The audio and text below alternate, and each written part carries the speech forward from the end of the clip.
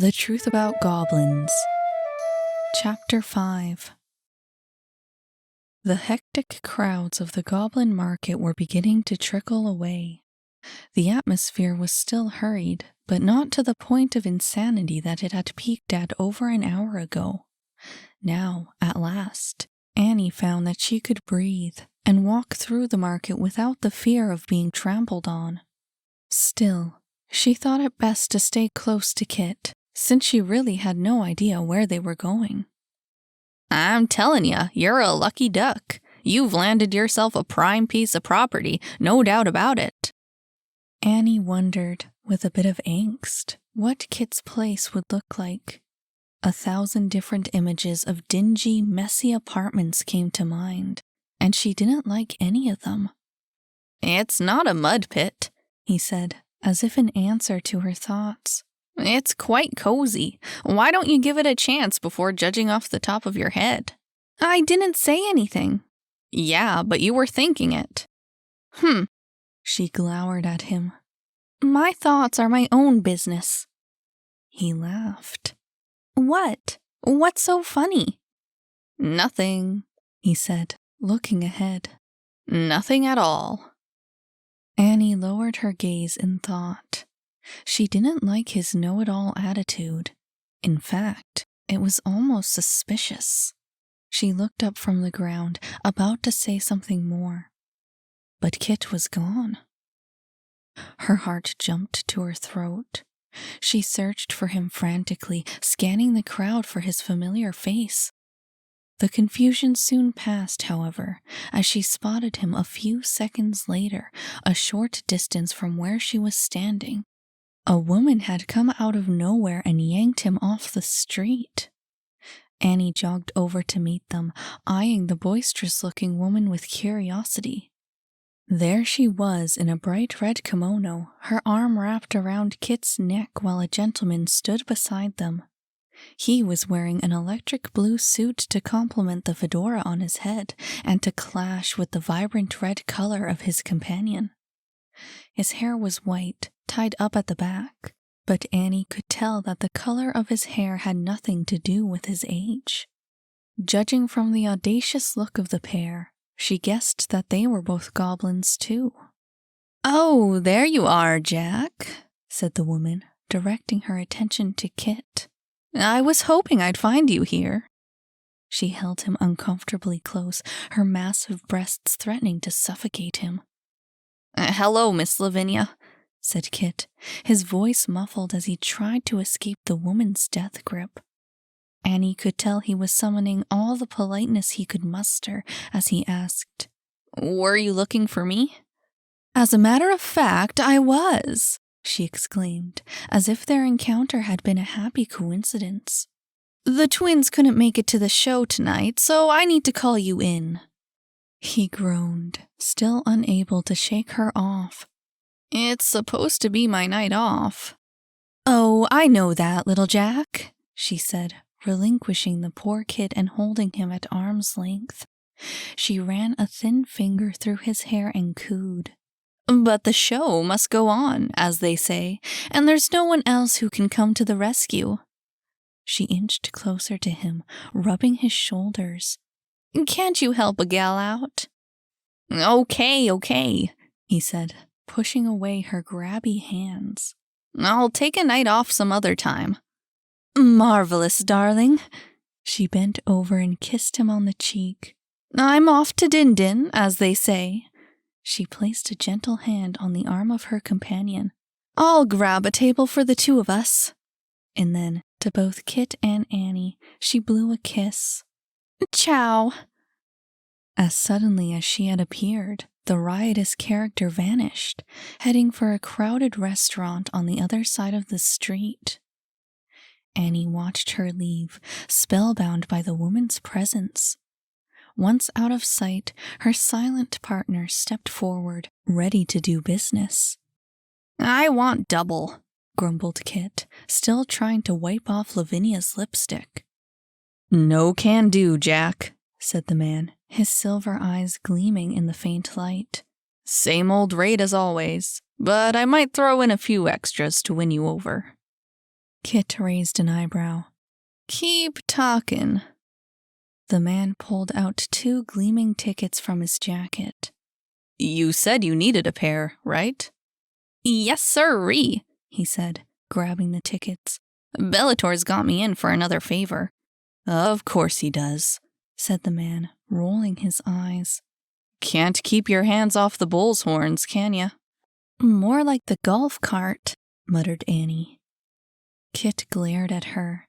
The man chuckled and shook his head. I don't want to know, do I? But listen, since you're doing Lavinia a favor, why don't I throw in a backstage pass for your friend here? Oh, this is Anastasia Green, said Kit, hurriedly pushing past the introduction. She just arrived here, and she'll be staying with me from now on, so that backstage pass better be good for the next month, at least. The man sighed, as if he had been expecting it. Of course. Wouldn't dream of anything else. Like magic, he produced another ticket, a thick one, and handed it to Annie. Looking forward to seeing you at the club, Anastasia. Annie's fine, she said, taking the ticket. And I'm Davy, said the man, tipping his hat. I run the bar at the club, and I look after some of the acts for Miss Lavinia. Well, the acts that need to be looked after, anyway. His eyes traveled to Kit's. Club opens in 1 hour. Show starts at 2. Don't be late. He allowed himself a smile and ruffled the boy's hair as he passed. Kit pushed his hand away, grumbling. Well, he said, trying to fix his hair.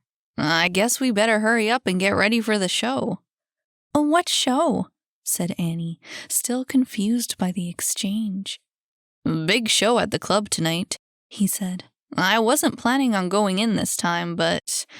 He sighed. Duty calls. They made their way onto the street and continued their trek back home.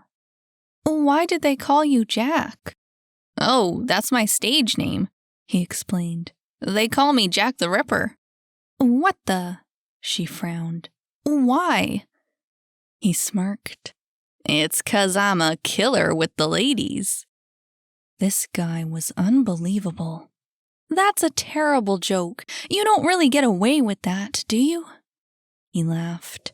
It's the Goblin Market. Anything goes. He put a hand on her shoulder. Get used to it, kid. She shook off his hand, annoyed. I told you I'm not a kid. When are we getting to this great place you've been talking about? Have patience, my child. We have but a short ways to go. You're such a little weirdo. He shrugged. Yeah, guess I am. Neither said much after that until they arrived at their destination. Much like the other residences in the market, Kit's apartment rested on top of an existing storefront. Even before she could see the sign, Annie heard the music emanating from the open curiosity shop. But as the sign finally came into view, she was disappointed to find that the writing above the double doors was unreadable, written in a language she didn't know. Something from overseas, judging by the characters. It made the little store all the more mysterious. Her eyes watered from the incense as soon as they stepped in. The air was thick with the sweet-smelling fumes. A cloud of smoke hung over the room like a canopy, swirling and twisting as beams of light penetrated the obscurity overhead. A few carefully placed mirrors bounced the light back and forth across the ceiling, making it seem as though there was sunlight streaming through the shop's small windows. But the effect was lost on the pair as they entered, buried in the endless clutter. It wasn't that the place was disorganized or even untidy. There was just too much stuff. Everywhere they turned, there was a shelf or table overflowing with goods. Annie was aware of an unpleasant sensation as she took it all in. It was a very dark place. Not from darkness itself. It was something in the atmosphere. Even the shady environment of the tea shop had been comforting compared to this place. Following her guide, she weaved in and out of shelves until Kit came to a halt. Standing just ahead of him was a massive man, large in breadth but lacking stature, and in the process of selling a small totem to a young couple. "All the way from Neonacha," continued the fat man. "Very easy to use. All you have to do is place it on your nightstand, and it will ward off any dark spirits that have entered your home during the day." He had a strange accent, though Annie couldn't put her finger on its nationality. "Very simple and very effective." That's one heck of a totem pole," remarked Kit, intruding on the conversation. "Wasn't it the cure for cancer last week?" The man turned on his heel, releasing a sigh of contempt as he faced Kit. Over his shoulder, he flashed a smile at the confused couple. "Just a moment, if you please." In a series of rapid movements that seemed impossible for a man of his build, the merchant seized Kit's collar and swung him into another aisle, away from the eyes of the curious clients. Alarmed at the sudden turn of events, Annie rounded the corner to see them face to face. "If you're looking for trouble," said the salesman, teeth clenched, "I can give it to you, boy." "Trouble?" scoffed Kit. "Ridiculous. I'm here to stop trouble, you know? Lying, cheating, scamming innocent customers." "Stay out of my business," he growled. "You and your family are dangerously close to eviction." He pulled Kit's collar until their noses were almost touching. "Dangerously close." "Right, sure." He reached into his pocket and pulled out a drawstring purse. "And exactly who would you find to replace me, Mr. Mussolini?" The man grabbed at the leather purse. "That's none of your business."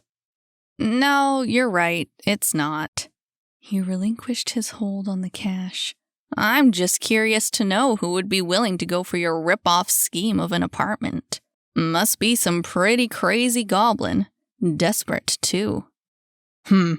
He emptied the purse, counting the gold coins in his hand. "I suppose this will have to do.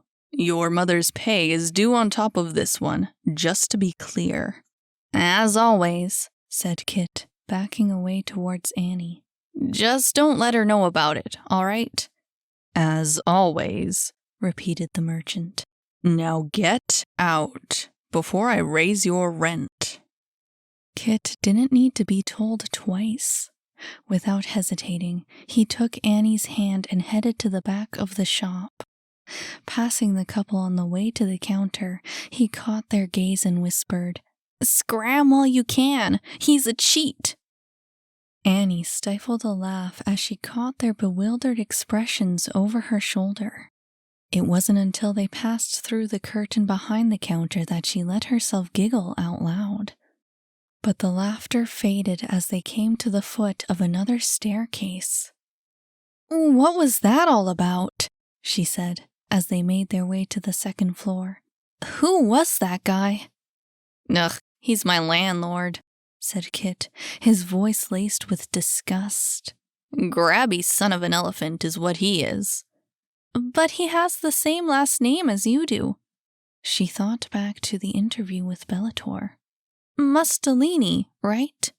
Is your landlord some kind of evil uncle or something?" He was reluctant to answer. "He's also technically my father." He swung around to meet Annie's wide eyes. "But don't you ever mention it. As far as I'm concerned, we are not related." He turned back and continued up the stairs. "And don't mention this incident to my mother either. She doesn't know I'm paying for some of the rent. She'd explode if she found out." Okay," she said, confused but indifferent. "Not a word." They opened the door at the top and entered Kit's apartment. Annie held her breath, prepared for the worst. But it wasn't what she was expecting at all. The room was well lit, with candles accompanying the lights embedded in the ceiling.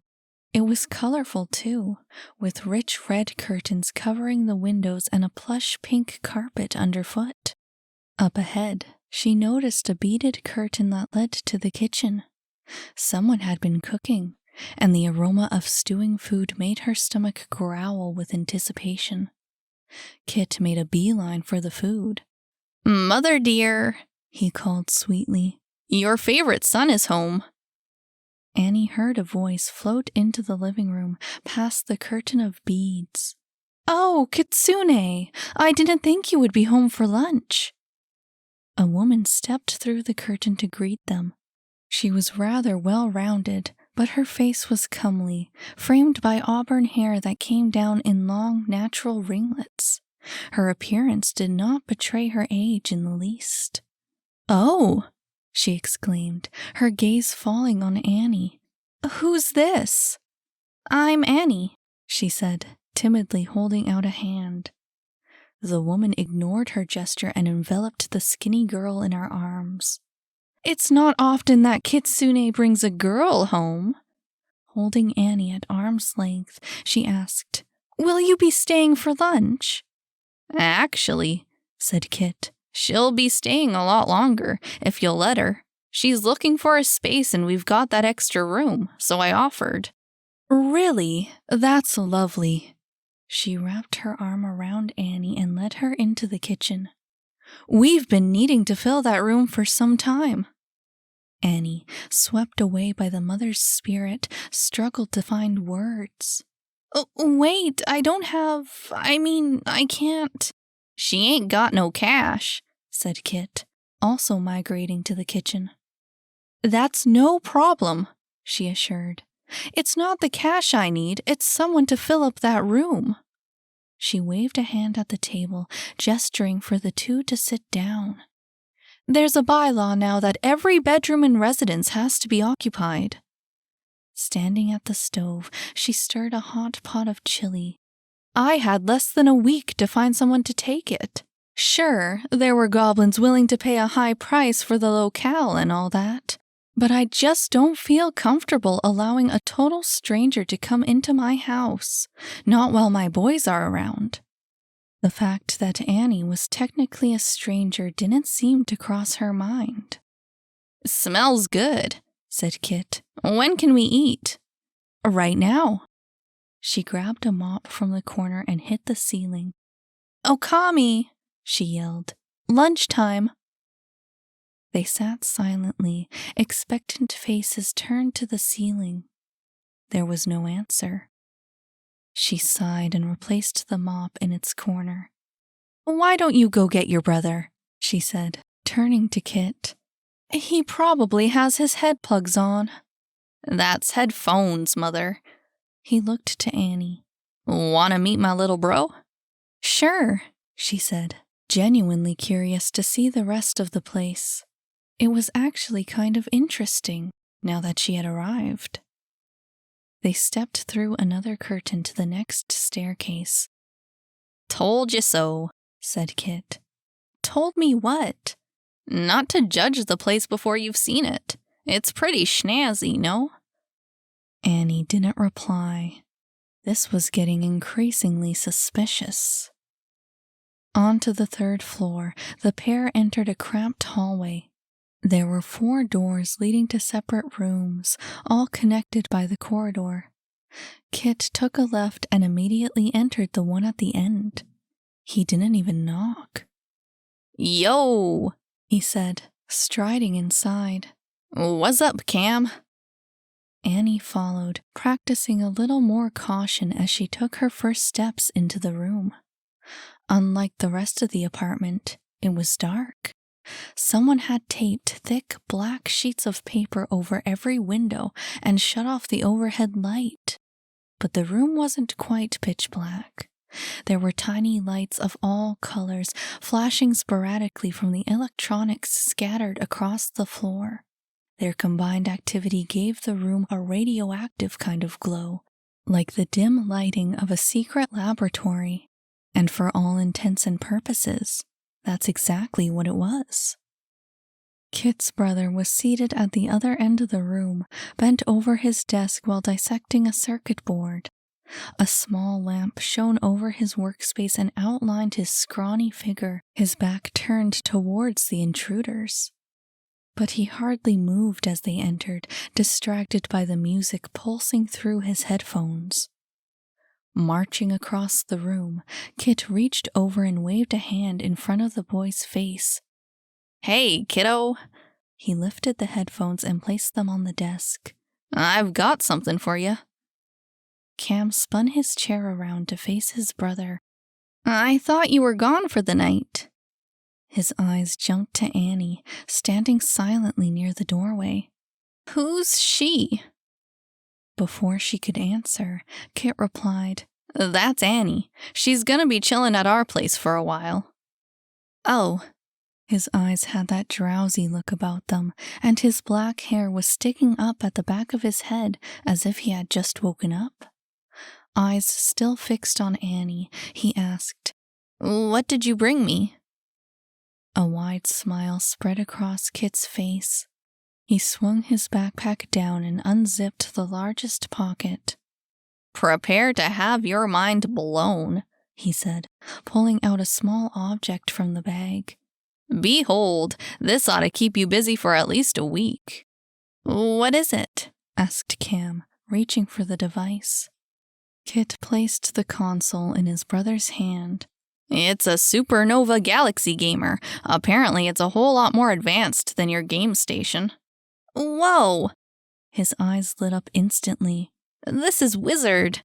He turned the galaxy gamer over, fingering the buttons and the shiny new screen. But he frowned as he noticed a little black box sticking out from the bottom. "What's this thingy on the back?" "I don't know," said Kit. "Looks like a shockwave graphics expansion," said Annie. The two boys stared at her. She stared back. "What?" Kit shrugged and turned back to his brother. "All right, kiddo. Mother says it's lunch. I figure we've got 5 more minutes before she blows her top." "Roger that," said Cam, turning back to his desk and examining his newest toy.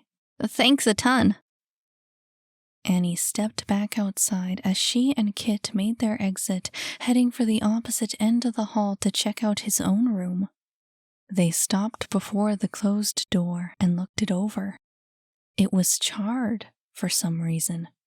The wood was covered with black spots.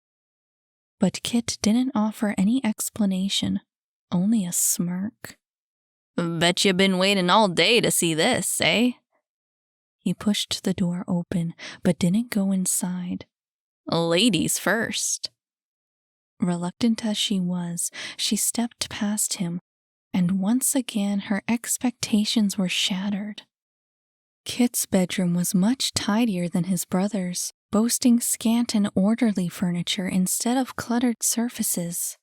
She eyed with some interest the phonograph sitting suggestively in the corner, along with various posters that collectively covered an entire wall. There was a large vanity as well, almost a dresser, in addition to a clothes rack which served in the absence of a closet.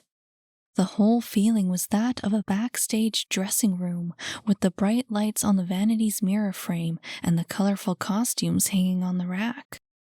Swinging his backpack to the floor, Kit flopped down on his bed, nothing more than a vamped-up version of a chaise longue, and watched as Annie wandered over to the posters on the wall.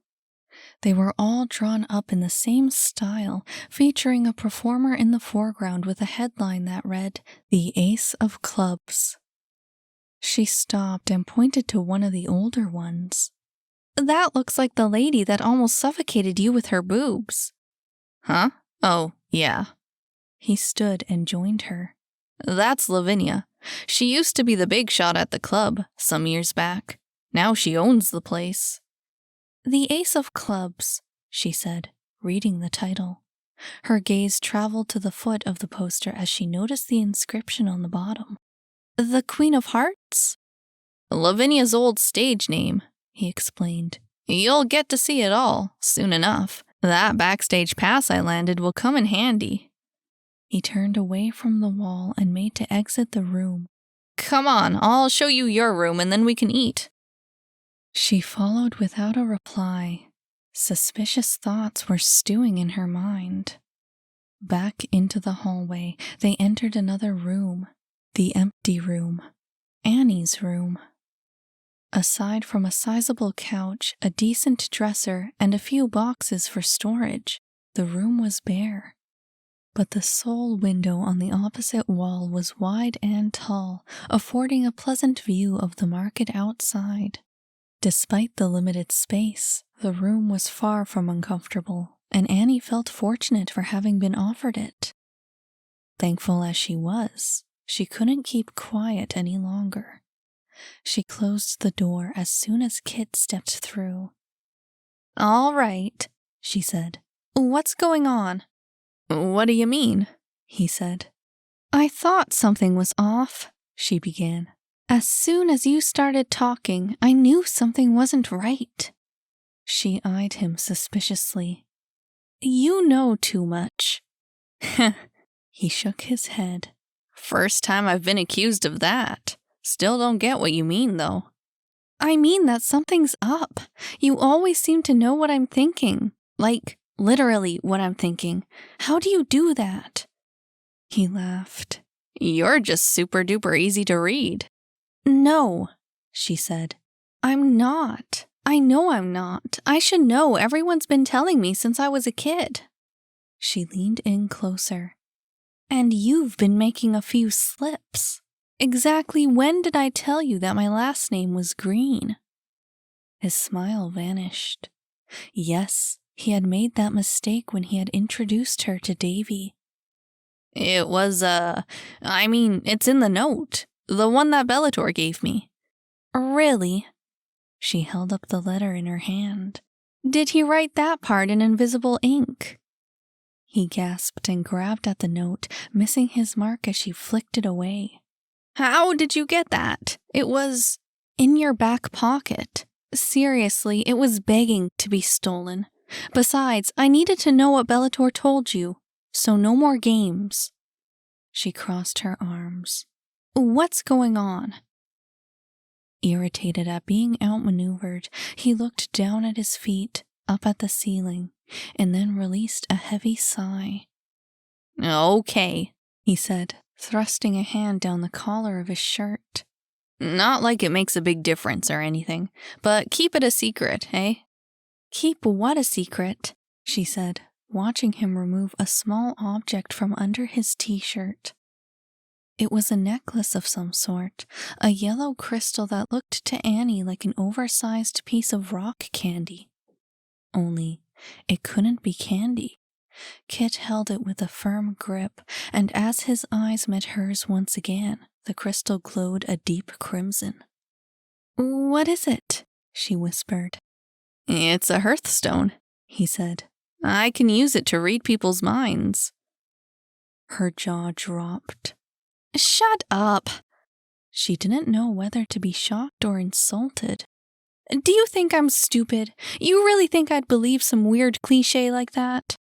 Nope, he said, removing the necklace. Not until you've tried it yourself. She shifted her weight uncomfortably. Oh, no, I don't think that's... But it was already around her neck. Kit tried to grab her shirt, to let the crystal fall against the skin of her chest, but she slapped him away. Hands off! Let me do it myself. Fine.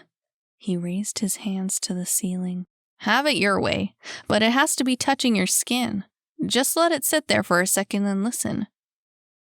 This was a trick, a practical joke. He was making fun of her. He probably thought she was stupid. But then she heard a voice. So, is it working? Can you hear me? She stared at him, eyes wide. His lips weren't moving. If you can hear me, call me a moron. You're a moron. He clapped his hands and laughed. It's cool, eh? But it doesn't always work. Some people can't use it, and some people can only see stuff instead of hearing thoughts. He popped his lips, It's pretty finicky. Can I have it back now? She pulled off the necklace and held it out to him.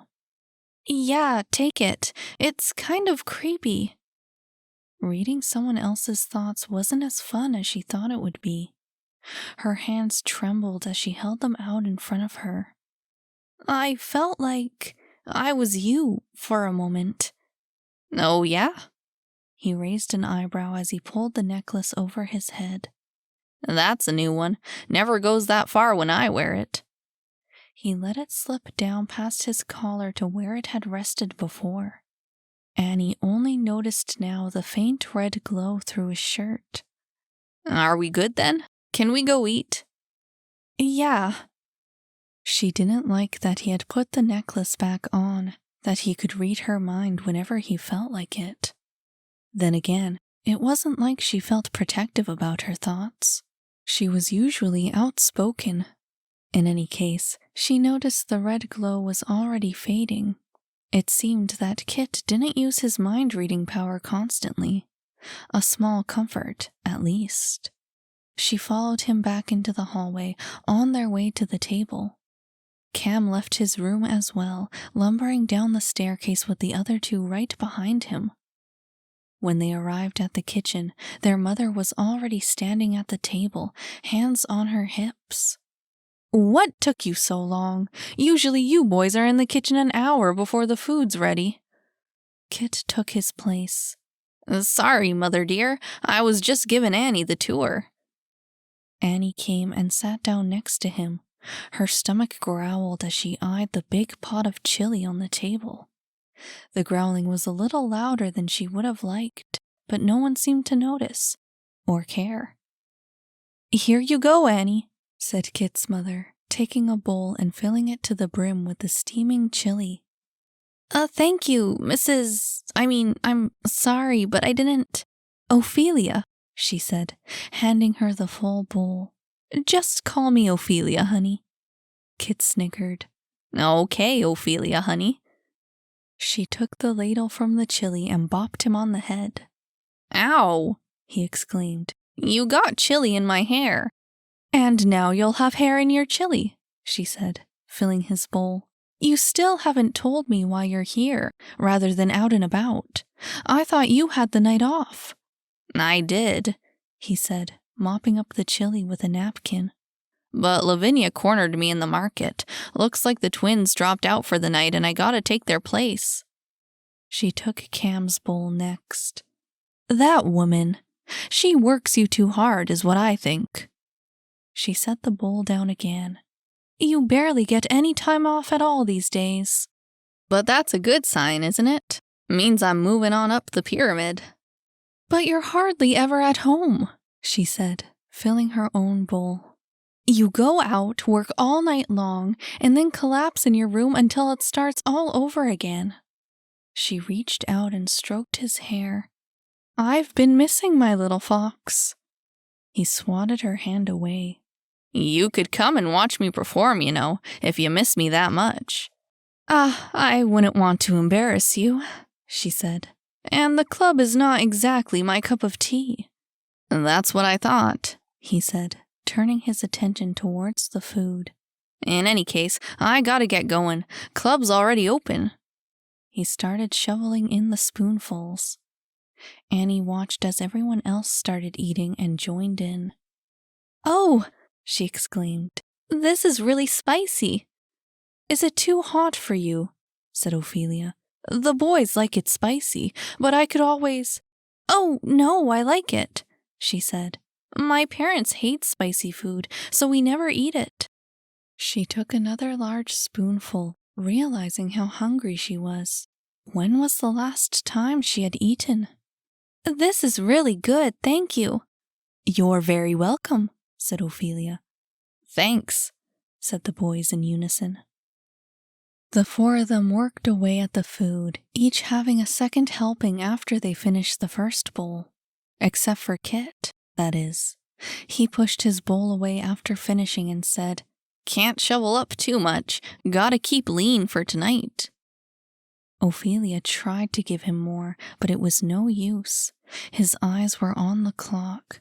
and just as soon as Annie had eaten her fill, he was up and running. "Let's go," he said. "Show starts in an hour." Annie downed a glass of water and hurried to follow him. She had never been to a club before.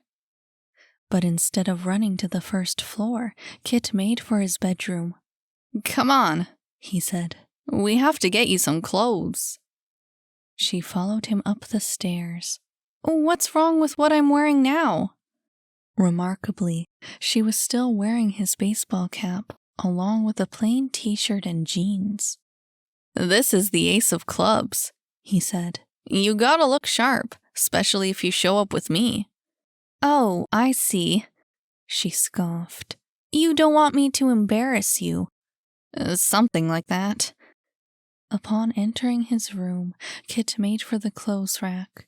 He pulled out a silver blazer and tossed it over. "Here," he said. "Put that on." "This?" she said, examining the shiny material. "It looks like something from a sci-fi." "Just put it on," he muttered, groping through a box by his bed. "But I'll look stupid." "No such thing as looking stupid." He pulled out a pair of steampunk goggles from the box before taking the hat off her head. "And put these on." "This is crazy," she said, looking at the strange accessories. "What are you wearing?" "My stuff's at the club. Now hurry up. I don't want to miss the opening. I want to see who's doing it tonight." Grudgingly, she pulled on the blazer. He laughed as she moved on to the goggles. "No, silly," he said, loosening the goggles so they sat on her head. "You don't put them over your eyes. They're supposed to sit on top." "This makes no sense at all." Frustrated, she turned to face the long mirror on the wall behind her, and she was surprised to find that the blazer complemented her hair. The goggles didn't look half bad either. Kit strode over to the window and opened it as wide as he could. To Annie's amazement, he crawled onto the roof. "Come on," he said, poking his head back inside. "This way's faster. Plus, we don't have to walk by Mr. Mussolini again." She stuck her head through the window, surprised to see a walkway on the third floor. Across the next few buildings, there was also a ladder that led to the ground. That's where they were headed, no doubt. "Here."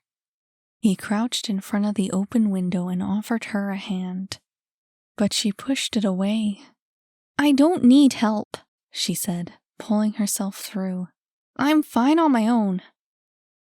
Only for an instant, a strange expression passed over his face.